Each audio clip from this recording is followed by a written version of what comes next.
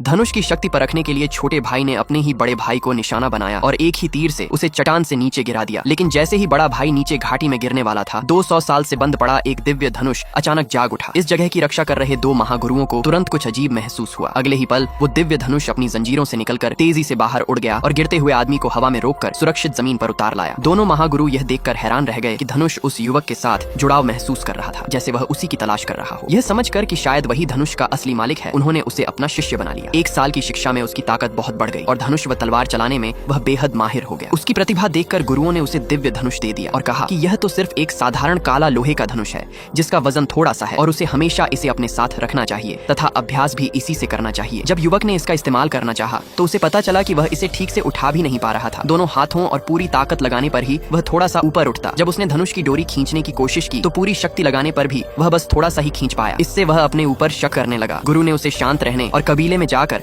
अपने अधूरे काम निपटाने की सलाह दी। उसके जाने के बाद गुरु माता ने कहा कि वृद्ध गुरु शिष्य को मुश्किल में डाल रहे हैं, क्योंकि यह धनुष असल में बहुत भारी था और इसकी शक्ति को बहुत ज्यादा दबा दिया गया था। लेकिन वृद्ध गुरु बोले कि यह इसलिए है ताकि कोई बुरा आदमी उसकी असली ताकत न जान पाए। पहाड़ से उतरकर युवक सीधे अपने कबीले गया और एक तीर मारकर उस पत्थर को तोड़ दिया जो उसके दर्जे का प्रतीक था। उसमें 3 साल से भरा गुस्सा इस एक वार में निकल गया। असल में वह कबीले का नाजायज बेटा था, जिसे पिता सिर्फ अपनी प्रतिष्ठा की वजह से सहन करते थे। वह अपनी माँ के साथ छोटे मोटे काम करता था। छोटा भाई उससे नफरत करता था और उसने उस पर धनुष चोरी करने का झूठा आरोप लगाया। खुद को चोट पहुंचाकर सारी गलती उसी पर डाल दी। पिता ने बिना सच जाने उसे सजा दी और उसकी माँ व बहन ने भी छोटे भाई का साथ दिया। कबीले ने उसे इतना तंग किया कि उसे अपनी अंदरूनी ऊर्जा को नष्ट करना पड़ा, जिससे वह पूरी तरह कमजोर हो गया और फिर उसे जंगल में फेंक दिया गया। अब वह न्याय लेने लौटा था। कबीले में युवा मुखिया की प्रतियोगिता चल रही थी, इसलिए उसने उसमें भाग लेने का फैसला किया। छोटे भाई ने उसे जिंदा देखकर हैरानी तो जताई, लेकिन प्रतियोगिता में उसे हराने का मौका मिलते ही चुनौती स्वीकार कर ली। इस प्रतियोगिता में तलवार देवता और एक रहस्यमयी लड़की भी मौजूद थे। पहला परीक्षण तांबे के सिक्कों को तीर से छेदने का था। सामान्य शिष्यों ने ज्यादा से ज्यादा 7 सिक्के भेदे। फिर उस लड़की ने एक तीर में 9 सिक्के भेद दिए। छोटे भाई ने कबीले के प्रधान धनुष से 12 सिक्के भेद कर सबको प्रभावित कर दिया। अंत में उस युवक की बारी आई। उसने दिव्य धनुष निकाला, लेकिन उसे उठाने में ही बहुत मुश्किल हुई। जब उसने डोरी खींची